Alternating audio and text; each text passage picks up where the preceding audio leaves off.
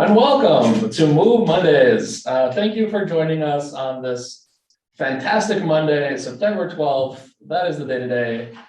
We're in a room here to take questions from you, to tell you some exciting news, and to have an awesome guest tell you a little bit about what they're working on and their experience on our blockchain. But before we get to any of that, just to give people a little bit of time to join, we are hiring.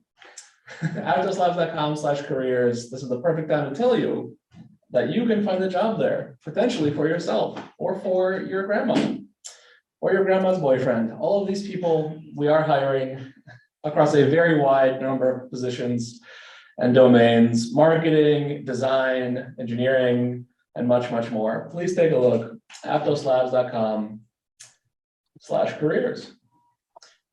While we wait for some people to filter in here, is there any other kind of spiels anyone would like to give? How was everyone's weekend? Cool. Well, we can go around the room and introduce yourselves, I guess. My name is Max. I am one of the engineers here on the ecosystem team. Hi everyone, I'm Sherry. I'm an engineer, period. Hi folks, I'm Avery, CTO. I'm Alex, I write Move Code. Hi, I'm David. Period.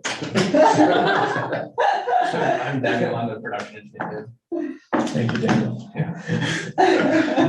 Hey, I'm Greg, I fix things. Thanks, Greg.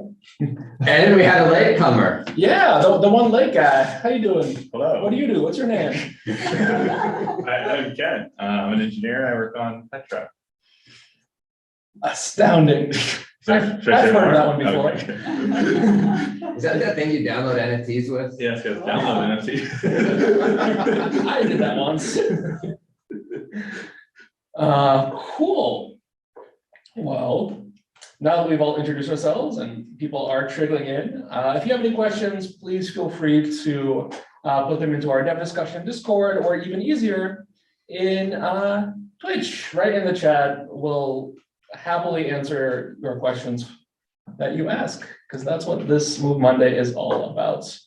You may see some people who are looking a little scruffier. That's because some of us have taken a commitment to not cut our hair until Mainnet. Some of us, you should see some people not, yeah, Greg's doing it, but Greg started long hair. Sasha's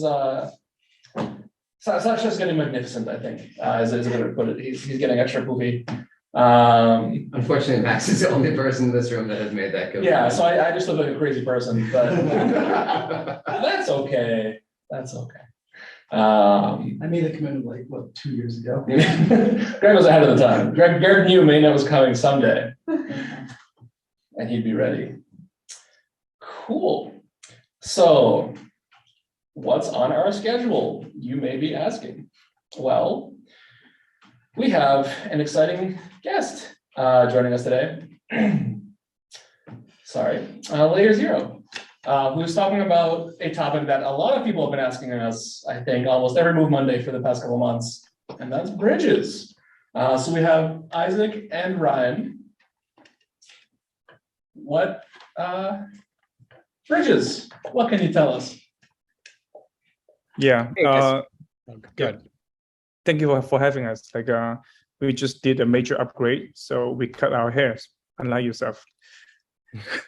I would like Raz to do the major introductions, and we can talk more about Move after that. Yeah, so Layer Zero is an omni-chain interoperability protocol that allows blockchains to communicate via generic messaging. So smart contracts on different blockchains can communicate and send messages to do arbitrary function calls. And so Layer Zero is basically right now on, I think, 10 chains and growing with a bunch of testnets. Most of them are EVM. And our first non-EVM will be launched on Aptos. So we've written all the Move code. Isaac was the chief architect behind that, and he'll speak more to that. But the Layer Zero bridge and messaging protocol will be live day one on Aptos, and it will connect to all the existing Layer Zero endpoints that are basically all the major EVMs, which are, Ethereum, BNB chain, Avalanche, Optimism, Arbitrum, Phantom, Polygon, and then some also Harmony and Moonbeam, and then a few other Avalanche subnets. And so we connected those day one, and liquidity will be able to be moved from those chains to Aptos to onboard users and allow them to join the ecosystem. Yeah, I think since launch, we already have over 7,000 contracts deployed and have interact with our protocol. And the community has built some really amazing stuff like a sushi swap.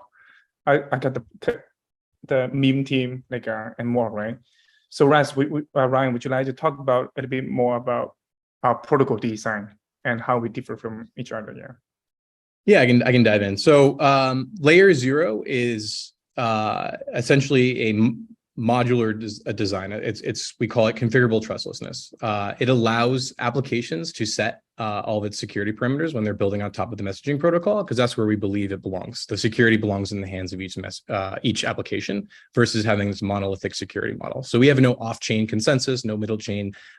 Everything is done end to end, and using right now we have a two-party system, and each party can be anything. It could be we call them Oracle and relayers.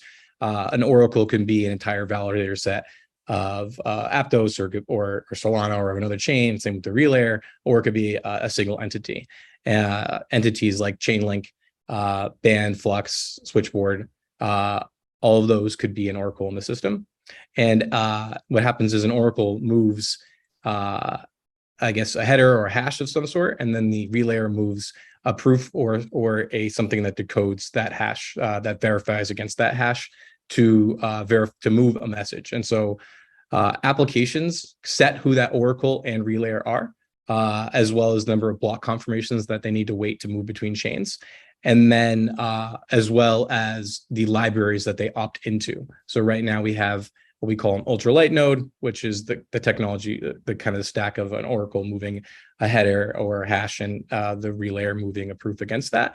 But we also will have ZK technology potentially coming out, optimistic rollups, things like that. The applications can choose which library they want to opt into. And layer 0 our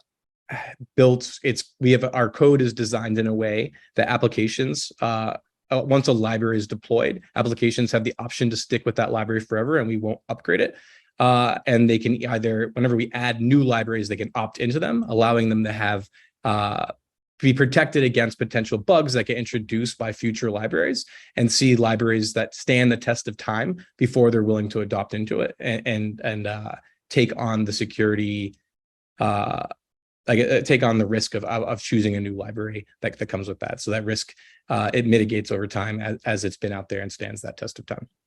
So that's a general design, is full control to the application itself. Yeah, and I think we have ported 90% of the spec as we have on EVM to move, right? To trying to give the developers a unified developing experiences on working with the layer 0.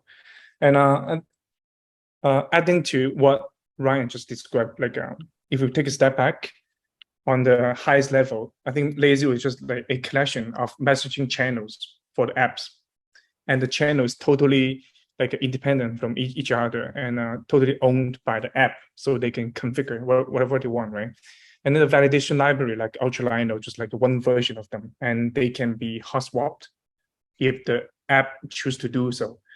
And at the highest level, we just guarantee the message to be delivered correctly and in order, just pretty much just like you send how you send a message on Telegram. Yeah, that would be layer 0. And we are about to launch our Devnet on the long-lived testnet, long-lived Devnet, this week. And after that, people are free to interact with our endpoint, try to code some message passing between EVM and Aptos. And it will be great to have a chance to talk to more developers out there to give us some feedback to improve our developer toolings.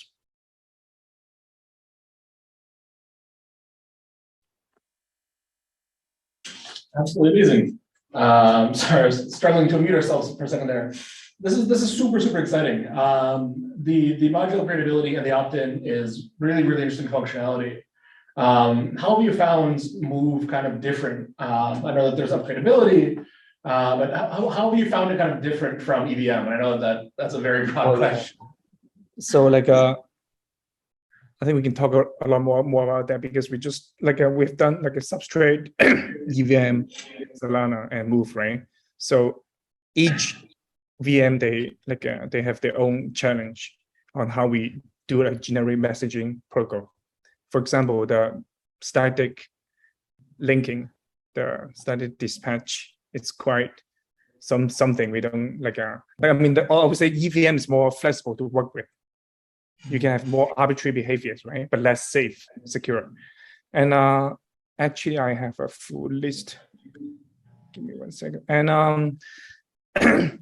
and the remote executor support, so some when the off-chain entity call an on-chain function, right? So because on the receive side, we need to call something called the LZ receive, the lazy receive.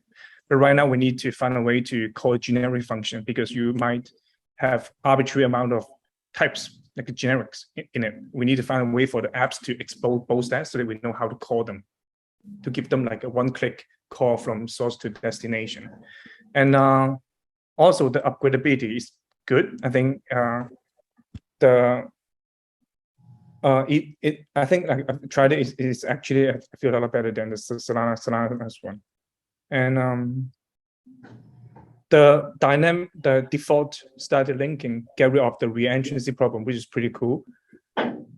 And So I'm kind of curious, you mentioned you need to call dynamically as messages come in to move from or into Aptos. So is that, I guess that's a principle within inside of layer 0 where you're pushing messages to the actual consumer. Yeah, so That it's layer 0 works where the user pays, or the application or the user pay all the transaction, the whole flow in source gas, and only submit the transaction on the source chain. And then layer 0 automatically executes that message and delivers it on the destination chain. And so it needs to be able to arbitrarily know, given the parameters that were passed to it, to be able to just call the smart contract on the destination chain to make that experience seamless and easy for users and developers. yes, I think in our example apps, we have developed 3, like a counter and OFT and a token bridge. So we are able to unify the interfaces in one LZ receive and another view function just to return the end factor of the generics that we need to call it, right? Given the payload. So we're able to do that, the same spec, same experience for the apps on all the chains. So one of the models I think I've seen on other bridges technologies is you just register a mailbox, and it's up to the application on chain to kind of go be tickled to say, hey, wake up and go and read from the mailbox. That model would work very effectively. Have you explored that possibility? Yeah, so I think for most B2 chain approaches, where you have a set of validators to test the message, it do a multi-signature, right? So the validation process is fundamentally just a view function, just to check if the message is correct, right? That will be naturally the poll model from the mailbox. Yeah. From my mailbox. But on the EVM side, we can just do a one direct push through, after validation, just call, right? Right. And then on Aptos, we need to cut it out into 2 steps because you cannot call arbitrary contracts. But from the app's perspective, it's just one process. The other thing you could potentially explore in that space is using a script. So you can generate a script dynamically, submit that with your transaction, and then you could have some data available in a mailbox. The script would then call the other function and to consume that data from the mailbox. Yeah, that's I think that's what we're doing too. But then that will have assumption. So the last valid data, we have an Oracle and Relay, right? The last valid data would confirm the message can be published. And then the LZ receive call can be called by anyone. In the case if they're the same entity, you can use this. Right. You have to so that can be done in a safe fashion. Yeah. That's a pretty cool one, so that it will be easier for us too. Cool. So the other question I have about layer 0 is how quickly can you imagine, or how quickly does data transfer from one chain to the other? Is it largely just due to the end-to-end latency between the two networks plus their own commit times, or is there? It's completely up to the applications, actually. You could set as low as one block confirmation, and then it takes one block confirmation plus the one on the other side to the Oracle, because basically the Oracle has to submit, successfully be in one block, and then the relayer would submit. And so it's basically one block on each side is the lowest speed you can go. But generally, people are adding more block confirmations or using the defaults, which are more conservative. For example, 15 blocks on Ethereum. And so This is our great opportunity. To our own horns there with Aptos, we have finality, guaranteed finality with no forks consideration, so we don't need to wait for block confirmations. And we find that those so not, I don't know if it's as quick as Aptos, but Avalanche has finality like that as well. Finality gadget and it's quick, and that experience is one of the better experiences on layer 0 because it's basically instant, and then it gets submitted to Ethereum very fast. But coming to Aptos, right, that is a limitation. Like leaving Polygon can take a lot longer because there's reorgs there sometimes, and leaving Ethereum it's got a couple of minutes. So like there is a delay that's not Aptos's fault, but that's just the latency that is applied on it for security purposes, and it's up to the application itself. So applications can bypass those defaults and set whatever they want. Cool. And so, like, some of the things that quickly come to mind that I can imagine people bringing over on top of layer 0 are wrapped currencies from other chains, as well as wrapped NFTs. What's your mental model on how you imagine those kind of being brought over? Like, who should do what type of opportunities exist for people to start playing on top of layer 0? So in general, we think it's best that the creator of the tokens on the chain that you're trying to bring over put a version of that token on Aptos and then connect it via layer 0. That way it's actually issued by the creator and not by some wrap company, right? Because if layer 0 decided we're going to wrap all these tokens on these other chains, so will everybody else, and that's going to fragment that liquidity. But if the creator does it, right, then everybody's going to say, okay, well, I want to use the one that was issued by Curve or Uniswap, not the wrapped one from layer 0 and the wrapped one from all the other bridges, right? It just kind of fragments the market, and it seems unnecessary. What we're big into is getting these applications to create what we call omni-chain fungible tokens, OFTs, and omni-chain NFTs, so ONFTs. And I think that's what we're going to see a lot of on Aptos. We already have applications doing just that. That is super exciting. Yeah, that's very exciting. Someone's actually asking, sorry, for CeeLo.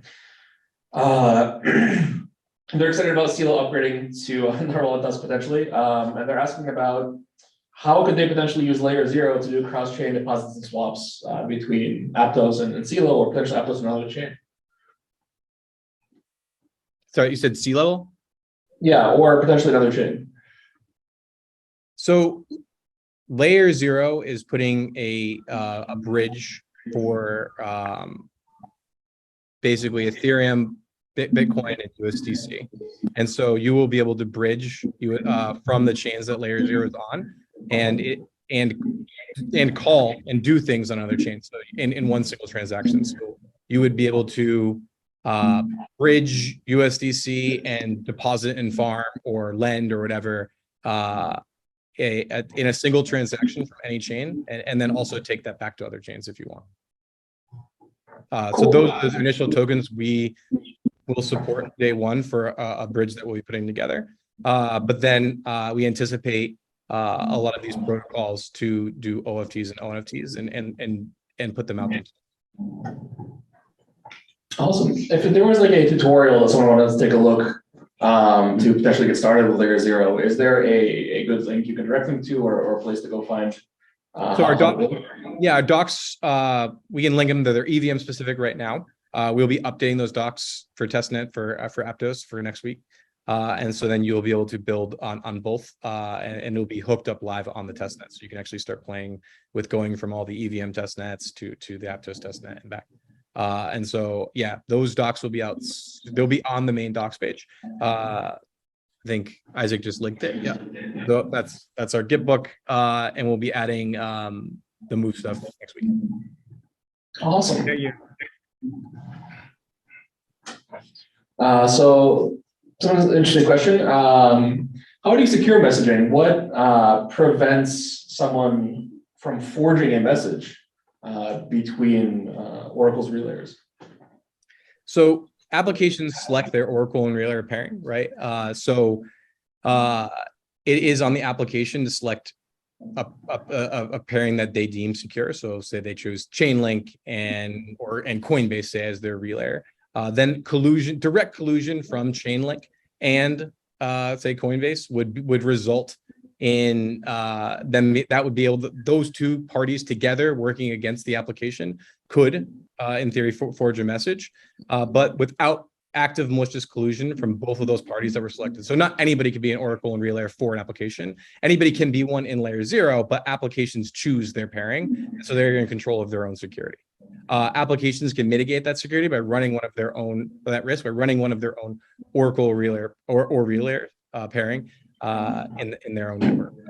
And by doing that, even if all actors and the participants in a layer 0 network were malicious, if you are running one of your own components, off-chain components, then there's nothing anybody can do to you.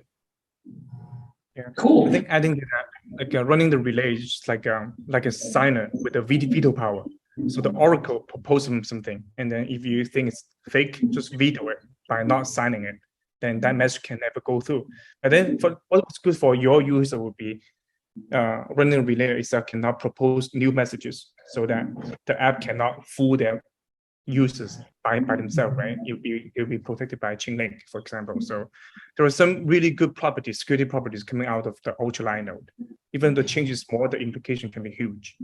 And another property is that like the message on layer 0 can never be lost, because if we are a protocol defining how different entities interact with each other, how to deliver the message, right? It's not like a service. Service is more like a DHL. I have a package, I call DHL, DHL is gone, then it's gone. But the message on layer 0 can never be lost, because it's just like a networking.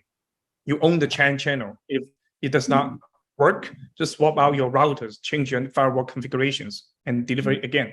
You'll be delivered, because you are totally owning the channel. And on the highest level, again, we just guarantee the message to be delivered in order, in full.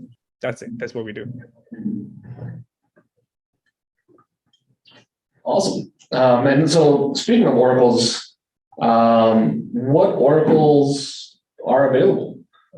So Switchboard will be available day 1 on Aptos. So will the FTX TSS. So there'll be 2 options. Layer 0 will operate one of the relayers, and then we are opening up to in a beta to other relayers if they would like to use our relayer implementation that we made. But it's an open and permissionless system. Anybody could write their own Oracle or relayer. And so they don't have to use our reference implementation. Amazing.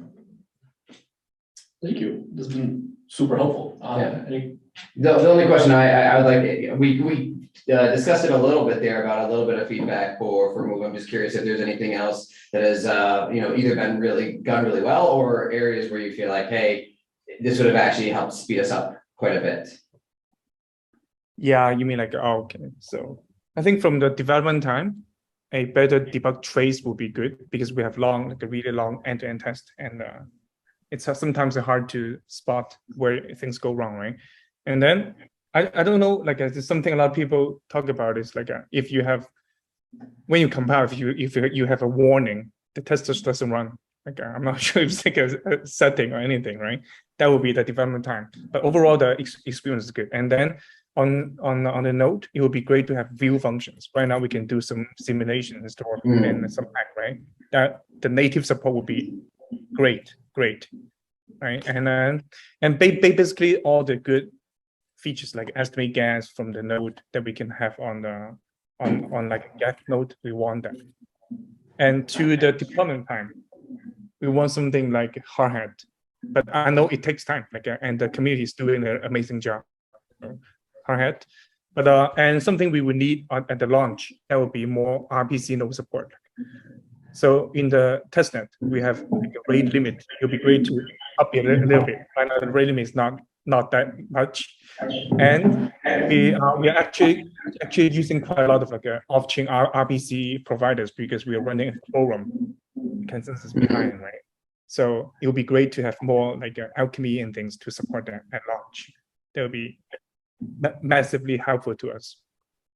I think that's it. Overall, it's great. The community is great. People are active, and you guys are really engaging with the developers, like merging pull requests and things. Cool. Cool, really appreciate that. Yeah, that was some very insightful feedback. Actually, many of those items are at the top of our own list as well. So it's good to have that reinforcement that we at least have the right roadmap, even if we haven't landed on those items yet. Cool. Yeah, amazing. Thank you so much for coming. Thank you so much for answering questions and answering the audience's questions as well. People are super excited in Twitch, both about the project, and people keep saying woohoo switchboard. I don't know what switchboard did, but people seem really passionate about them existing. Thank you so much, Isaac and Ryan. Next up, we have some announcements for AIT3. Yes. Thank you for having us. Yeah, thank you. You're more than welcome to stick around. There may be questions for you, but if not, I know it's late where you are, Isaac. So really appreciate you staying up as late as you did. Thank you. Anytime. Bye. Yeah, let's talk about AIT3. So there's a couple actually updates we have for AIT3. First is obviously like last week we announced we are extending AIT3 for an entire week so that we can do more testing. We realized that it's not fair to ask the entire community to work as hard as the Aptos team. I understand people are really tired right now and then like trying really hard to keep up with us, like multiple updates per day and then running load tests continuously and doing all kinds of experiment and governance operation. So we definitely recognize that. We really, really appreciate everybody's support so far. We'd like to say, okay, let's stop the AIT3 actually today. So all those to stop running and then exit AIT3, they can start doing that today. We will snapshot the leaderboard metrics and result today. However, we will not turn it off until later to just provide a playground for people to test a couple things. I understand like many people ask like, hey, Sherry, can I try a couple things? But I worry so much like my score on the leaderboard will drop. I wanted to try different hardware. I wanted to try different locations. I wanted to try different node configurations and all kinds of fun stuff I wanted to do. And how can I have this kind of testing environment for me to understand more about running an Aptos validator node? So we wanted to take the next couple of days this week after we snapshot everybody's data. So feel free to play around. And then if you are willing to keep running your node and try out different things, you can keep yourself in the AIT3 network. We will try our best to support and then make sure it's live. And then we will ourselves run a couple crazy testing, maybe like 5K TPS load testings or creating large volumes of accounts and all kinds of fun stuff. But don't feel stressed out. If you wanted to stop today, wanted to leave, that won't impacting any of your reward. So the next couple of days is really just playground for whoever wanted to stick around. And then afterwards, obviously after AIT3, what's next? Next is we will provide the community a long-running testnet. So no more weekly wipe of a Devnet. You get to have a stable-ish network now for all the community projects. If you're building any applications, you're building any of the ecosystem project, you feel free to start onboarding to the testnet. And we will also start transitioning some of our successful participants of incentivized testnets onto testnet to getting our testnet also closer to an environment where we expect to have for mainnet. So hopefully that provides another playground for applications, for ecosystem builders, for all those companies or partners who wanted to test this stuff and make sure you're ready for the upcoming mainnet very soon.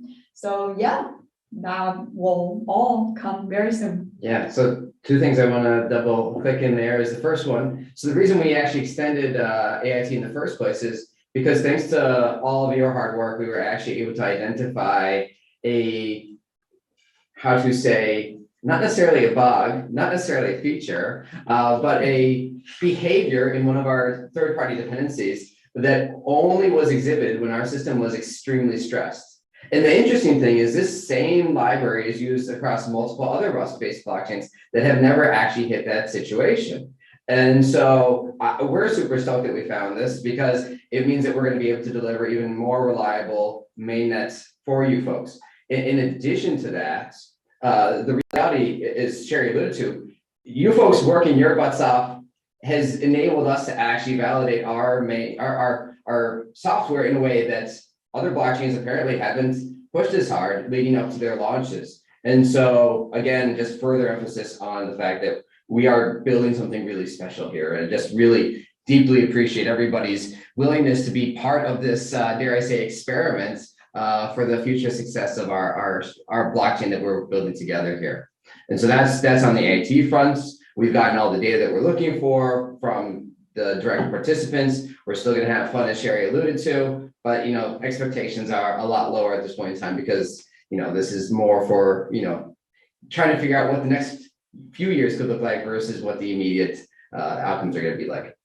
So that's on AIT. On the longevity testnet, Sherry did give a reveal there. There's been a couple of reveals already about the long-lived testnet. It is technically live. You all on Twitch get to learn this information. We're not going to go and make a massive publication about this for the next few days, unless if you paid attention to Aptos NFT 0, which is a super exciting thing. If you haven't gotten your NFT, you need to get it. Links are all over the place in Discord, on Twitter.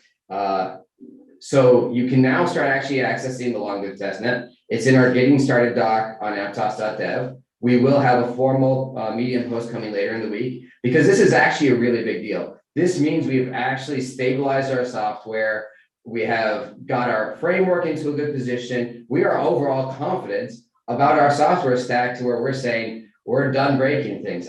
I know I'm done breaking things. It's very uncomfortable, but it's super exciting point in time for our blockchain. And so, start getting ready to build into a stable space. And just to be clear, we will still have devnets. We will still have weekly wipes on devnets. If you want to have a playground, that's what devnets are for. If you're looking to actually engage with other ecosystem builders or community members or what have you not, long-lived testnet is going to be. And I think I've spoken enough. Thank you, David and Sherry. I'm sure there are plenty of AIT participants who are excited to hear, especially those that might be on month-to-month contracts with their servers. And so we're getting kind of close, just in time to not have to renew. And thank you again, everyone, for helping us test. Thank you for all those actually that have been testing with the NFT and the long-lived testnet as well. That is still ongoing. Like David mentioned, we are not planning on wiping that. Sorry, excuse me. Knock on wood. We're not planning on wiping it. Not anytime soon. So it's a great time to start collecting those bro bears, those NFT zeros, Aptos, whatever is there. Go and get it. Tell your grandmother, her boyfriend, his husband, the whole family. The whole family. Yeah, the NFTs are for everybody. Download those JPEGs. David's a right clicker. Oh no. I saw actually there is some questions regarding the AIT3 and long running testnet. So when will the AIT3 network end? We wanted to start offboarding whoever wanted to stop today, starting today. So many node operators, if they feel like, hey, I don't want it to play around anymore, this is the end for me, we will definitely start providing the documentations on how to smoothly transition out today and then getting all the rewards. And then after that, we will keep it running until the end of later this week, likely Friday. So this period of time, people will feel free to stay on it and keep running experiment, obviously also leave anytime they want to. And then for long running testnet, can anyone run a validator node? So running infinite unlimited validator node will not be supported just yet. It's an upcoming new feature we are actively working on and looking into. So even for long running testnet, it will be only limited amount of nodes, likely around 100, which is somewhat the target we want to have for mainnet. So yeah, it will not be widely open unlimited nodes. However, anybody can run a full node on top of the testnet.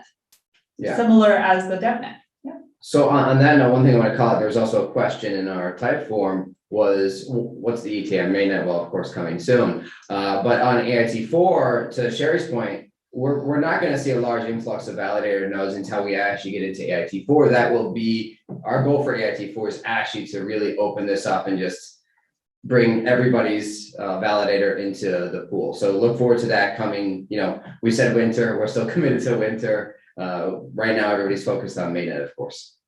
Yeah. And for the new threshold for rewards performance and AIT3, don't worry, our team will be looking into all the data and metrics and then give you updates on our adjustment or any new updates on that. We will take into consideration everybody's hard working in the past few days and weeks, and then take into all the consideration about the stress testings and the leaderboard glitch and all the fun stuff, and then issues or incidents we had on the testnet. So stay tuned for the announcement, but don't worry, we're aware of everything happening, and we have all the data to make sure we have a fair reward criteria for everyone. And just to emphasize there, because we actually talked about this a bit beforehand, we recognize a lot, there's been a lot of anxiety around this about trying to keep your node performance, about being available, being online. Know that we're not gonna let that pass. We will definitely make sure everybody is well recognized for their contributions in the space. You shouldn't be anxious, you should be stoked, you should be thrilled, you should be enjoying this process. And so wipe away those fears and let's be happy. Let's be happy. Or else. Be happy or else download some JPEGs. For those asking, I will share the link to those NFT, I'm just those JPEGs. to how you can claim your own Aptos NFT 0. Aptos 0 long-lived testnet NFT, which is a mouthful. So many questions, so little time, much wow. So someone's actually asking, is there a benefit to running multiple full nodes, and will there be a gateway fee? That's a very interesting question. So there is benefit for running multiple full nodes for your own usage. Obviously, like you can parallelize the request to hit multiple full nodes. You can increase your QPS, or the request you can send to the full node to handle more load. So it depends on your own demand. So yeah, run as many as you want or run as little as you need. I don't think there's any restrictions or any requirement around that. Even try to use beefier machines or slower machines, you can always configure it based on your demand. As a gateway fee, right now we don't have a economics a model around full node just yet, but this is also something we wanted to look into, and people who run full node should probably have some incentive of doing so, and then getting some incentive or reward for providing a full node service to the community. At this point, it doesn't exist yet, but hopefully soon. Write a proposal, loop us in. Yeah. We have our own internal ideas, at least how to start bootstrapping this, but as you can imagine, this is not something trivial. And so we'd love to make more and more of these efforts community driven rather than Aptos labs driven. Absolutely. So on the topic of questions, is it possible to change the AP or DNS in any testnets for full nodes or validators? Absolutely. So address rotation has been supported during AIT3. the entire time, so surprise. I know many of you find out, and many of you maybe like missed this whole like command. Actually, everybody did that when you bootstrapping your validator, the staking pool. Like when you update the network address on chain, that's exactly the same command everybody can use to always updating their network whenever it changes. However, be mindful that obviously it takes an epoch to take effect. It's not like immediately updated, so you will see a little bit of a lag.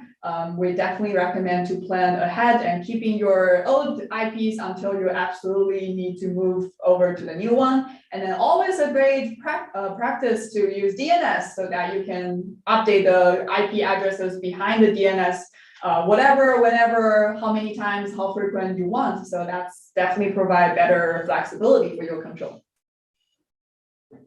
Yeah. Exciting. And we do appreciate you not moving them previously around the globe, because that breaks a bunch of assumptions we have of the distribution. And of course, we've talked in the past about how if they were all in one data center, that would be the optimal from a speed perspective, but by far the worst from not going down if there's an outage in the data center perspective. So thank you for helping us test a globally distributed, decentralized network for all of the incentivized testnets, even though it may have reduced some performance because not everyone is running the same data center. But we absolutely take that into consideration. The same way we've done our previous incentivized testnets, and want to make sure that everyone is definitely rewarded for all the help that they provided. So next up on the agenda is crypto with a Lynn, who's not here. That's 2 weeks from now. Yes. I'll give a quick update there. So as you may have been following our repo, there's been a lot of really amazing cryptographic developments, functionality, utilities added into the Move standard library, amongst other things for Aptos. Our own cryptographer, Aline, will actually be here in 2 weeks to share some really exciting work that he's been working on in that regards, and a demo that shows a privacy coin. So tune in to our podcast in 2 weeks for that. Exciting. Those PRs, of which I understand none. Brilliant man, and I look forward to him coming and speaking. Can the team comment on using an aggregator or an optional I aggregator? suspect I'm probably the author of this question might be sitting right next to you. fantastic. Maybe I should just look at him when I answer. So the gist of it is, right now, it's still somewhat an experimental feature. We're using it to monitor the total tracking of coin for the Aptos coin itself. Once we validated that it is safe, we'll make it more widely available for consumption. And so that was basically the whole thing. Is we had put a lot of time and effort to get it ready, but we hadn't actually done all the hardening work to necessarily say, let's make this widely available and then deal with the ramifications that didn't actually work out that well for the broader community. However, for the Aptos coin itself, if it didn't work out, we could just discard it and not have to worry about the losses for that. And for the viewers that aren't, not myself, what is an aggregator? Yeah, so let's actually talk about the technology behind the scenes. So one of the things that people have often asked is, I want to have a single value represented on chain, but I want to have it to be manipulated in multiple transactions at the same time. So you allow for parallelization of, say, a single U64. And so in the Aptos variant of Move, we actually allow for parallelization on different resources or on different accounts at the same time. However, if the same account is being accessed, the same value is being accessed, that would not be able to be parallelized. That has to be done serially. Especially, you can imagine, I want to go and add a number multiple times to the same value. So let's say I have a value of total supply, and I'm minting new coins on a regular basis, or I'm burning coins because I'm charging fees from users' accounts for using the blockchain. If those are effectively would be a serial operation on Aptos, because you're effectively just reading from the same value and then updating it. The aggregator allows you to have these kind of happen in parallel. So you can imagine you're mapping out all these operations or these delta operations, and then at the end, you have a commit phase where the value is now updated to the resulting value at the end. And so it allows us to have fine-grained parallelization even for primitive values like integers. It's exciting. That's I'm very excited. exciting. We have a lot of other exciting things that we're looking to explore inside the aggregator space. We began first primarily with the ad model, and so that's particularly safe because you can say we're going to add up a U64, we'll give it backed by U128, and you never have to worry about overflow or any of the fun stuff that might happen in the VM if the resulting aggregation would result in an error because it's almost mathematically infeasible for it to happen when you're doing U64 to U128. Doing subtraction or doing other types of variants may result in this, and that's another area where we're still doing ongoing research into how to expand the aggregator concepts more broadly. And one day we may have it for sequence numbers and for coin balances and everywhere and anywhere. So it's a very exciting time to be part of the research in Aptos. Very exciting, David. Is this something that we're potentially going to let other coins use in the future? Absolutely. I mean, if you look at the code right now, at least the supply itself can potentially be used in that regards. The longer term, if we now enable this for coins or for sequence numbers, we'll have to figure out the upgrade process to move from where we are today to enabling the aggregation. The other thing to just be aware of is for purely serial operations, the aggregator is not going to be more performant. It actually will be a little bit slower than going through the standard U64 framework or the standard integer approach. So there are some interesting trade-offs where you could imagine for certain accounts, you might say, hey, I want to aggregate everything on this. And for other accounts, you may want to actually have the more simplistic model. Paul Piedica, thank you. Answered someone's question very thoroughly on what this gives us and why, for example, tracking the entire supply of APT would be difficult. Yes. So So one of the big reasons why we want this for the total tracking of APT is when you think about our governance, our on-chain governance, it's based upon active stake. And we can make decisions on how quickly we can progress through governance proposals if we know the total available coin within the blockchain. And so, for instance, if you were looking inside of our governance platform to date, if there's a total vote that contains, I think, over 400 million, billion, trillion, I don't know what the exact number is, that would suffice enough to say that we can go ahead and land a vote. And so we want that to be a percentage of the total available currency, not just some arbitrary fixed number, because as you know, with an inflationary coin, we want to make sure that we don't end up in a situation where somebody can grab a whole bunch of coin and easily push through an agenda that doesn't actually map to the entire community. And for those people that are confused about tokenomics is coming soon. Yeah, where we will explain the tokenomics. In case you're wondering what the tokenomics paper will contain. But yeah, which will clarify, I think, some of the questions that y'all have around tokenomics again. So just to be clear, if you read through the code, it explains a lot of what will be in the tokenomics paper. And so that is the best place to go there. You can also badger us poor engineers who know nothing about tokenomics. Yeah. So, and we will just smile very big at you. Math. What is it? Who doesn't and why? Can the team comment on gas required for event emissions and if it's going to change? How many events is too many or too little? This is again a great question, Alex. So the historical thinking, I think, it still maintains. Well, first of all, I want to emphasize we have not finalized our gas schedule. The hope right now is that in the next release of Devnet, which will come towards the end of this week, we'll at least have some MVP in that space so people can start sinking their teeth into it. The team will also begin really sinking their teeth into all the way these dynamics play. The key things to think about are in terms of just on the way events behave versus state. So state is persistent, it's there forever. Anytime you add new fields or resources to an account, that they don't disappear. Whereas events can be pruned over time. And so the storage model, storage costs associated with both are very different, where you can imagine, oh, I created no events. It's the same thing as submitting a new transaction from the overall cost of the network.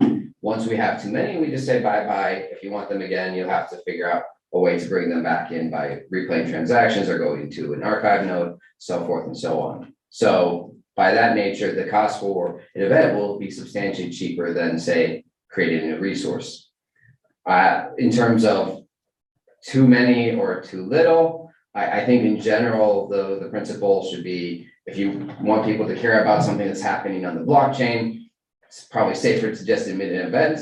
And then if you've got too many events, during your simulations, once the gas schedule is actually fixed, you can always roll that back. The other aspect that is also, I think, very interesting is what data should actually go into an event.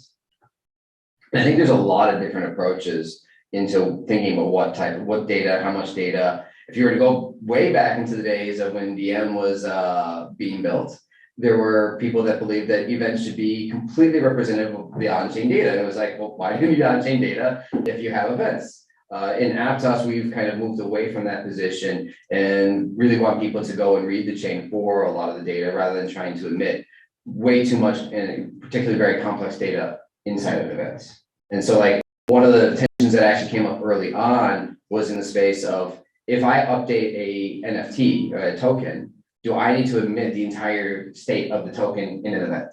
It was like, wait, that sounds very messy. And then you end up with all the issues about like, well, all your data starts to now be copyable and droppable and so forth and so on. So we kind of moved away from that. Does that help answer most of your questions? Yes, Is there anything else there that you want questions go first. to? I would also add that please make sure that there's enough data in there for an indexer to make sense of it. Because otherwise running indexers becomes a horrible, huge painful thing. To dig really deep into both your code, try to figure out what happened in the transaction. So that makes me ASAP. Yeah, just in that sense, I think one thing that's worthwhile calling out there is, if you look at the actual output of transactions from the API side, we have this field poorly named changes. And I do not know why we never updated that in all the chaos that we've pushed upon you folks for the past 6 months. But it's really about the right set updates. And so these are the finalized fields at the end of the transaction. And so if you're familiar with coin transfer removes some coin from one account and moves it to another account. In the process, it also emits to events. If you look at the changes, the data there only shows you the balances at the end of the transaction. You have no idea what the deltas are. And so the only way to compute the delta looking at the output is by looking at the events. Alternatively, you could also query the previous account state in history in the storage, but that isn't necessarily a very effective way of doing data processing. And so in the case of events, can be very useful for just kind of calling out, here is the explicit delta.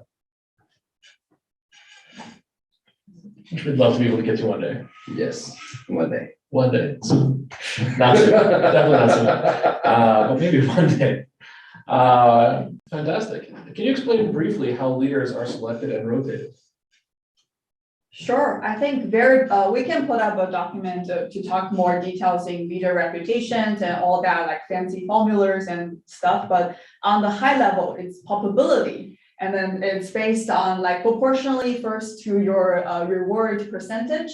Obviously, like the higher reward you have, the higher possibility for you to be selected as a leader. And then on top of that, there's the leader reputation would impacting your possibility of selecting being a leader. For example, if you failed a proposal, which is quite a big deal because that's slowing down the network, you will get penalties for failed the proposal for a small percentage on your probability of being selected in the next round. However, as soon as you start normally successfully proposing again, this reputation score will be updated again.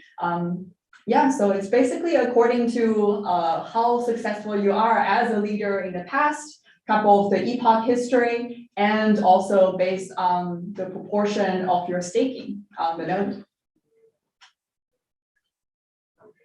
Thank you, Sherry. Let's see, we're getting pretty close, so I think maybe we have another 1 or 2 questions that we have time for. But Sherry, can you share the total transaction state size or other interesting statistics from IRONGREY? Oh, wow.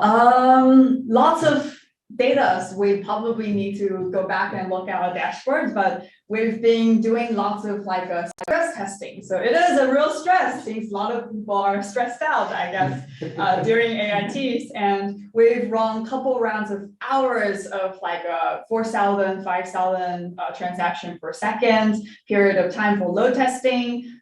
We've seen tons of like data accumulated. We now have more than 600 million versions on the long-lived testnet. So almost 600 million versions. And that takes like hundreds of gigabytes of histories. And then we created millions of accounts during accounts creation.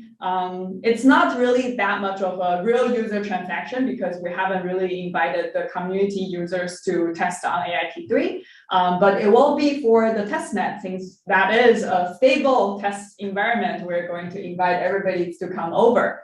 But yeah, we will post as always, a summaries of how we did during AIT3 and what are some interesting learnings very soon. The really exciting thing about, along with testnet is there won't be any load testing. It will just be real humans testing it. Yeah, exactly. So we won't be able to slow them down. Yeah, the other day, some company actually asked me like, Sherry, we see too many blocks produced on the blockchain. Can we slow it down? We're like, sorry, no can do. Oh, exciting times. Our own indexer is definitely having trouble keeping up. But there's a PR open that'll significantly increase vertical scalability. Now we just need to find a database that'll be able to keep up with that.